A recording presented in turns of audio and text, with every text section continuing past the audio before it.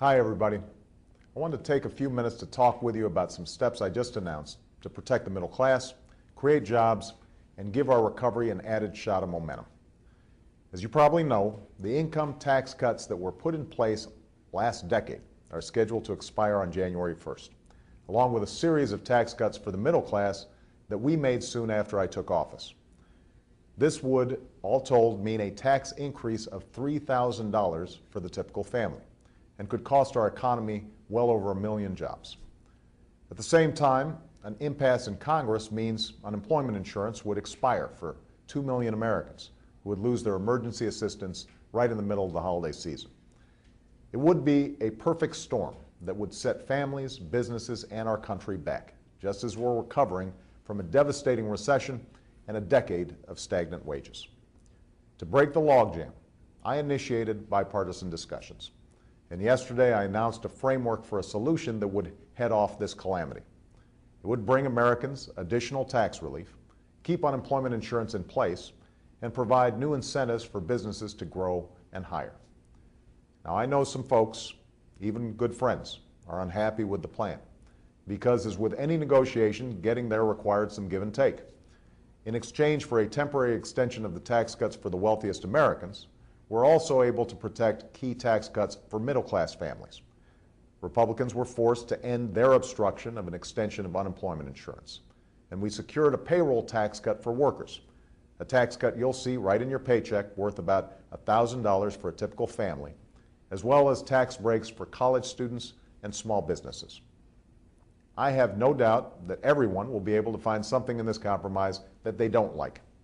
There are things in here that, frankly, I don't like, namely the extension of the tax cuts for the wealthiest Americans at a time when we need to focus on bringing down the deficit. But this is not the end of this fight. These tax cuts will expire in 2 years, and I will continue to make the case to the American people about why I don't believe they should be renewed. In fact, I'm confident that as we make the tough choices to cut the deficit, it will become apparent that we can't afford to extend these tax cuts for the wealthiest Americans one day longer. Now, I've heard the argument that we should have fought on, that we should make Republicans pay a political price for holding tax cuts for the middle class hostage, even if it meant allowing unemployment insurance to end or taxes to go up on every American come January 1st. And even though it was unlikely we could have done as well by waiting for the new Congress to arrive. But like I said yesterday, I'm not going to make the American people collateral damage to political infighting in Washington. I'm not going to play games with the lives of the American people or jeopardize our economy in order to score political points. That's not why you sent me here.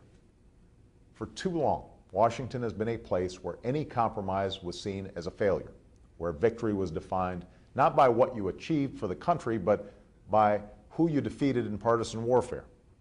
But I ran for president because I believed we couldn't afford that mentality any longer. We can't afford to fight the same battles over and over again.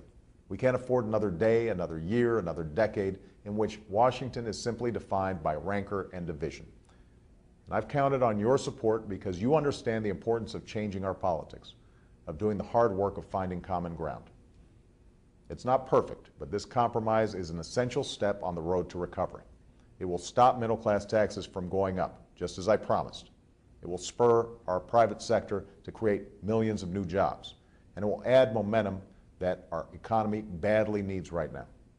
That's how we define our success, by the positive difference we can make in the lives of our fellow Americans. And that's why this compromise is the right thing to do.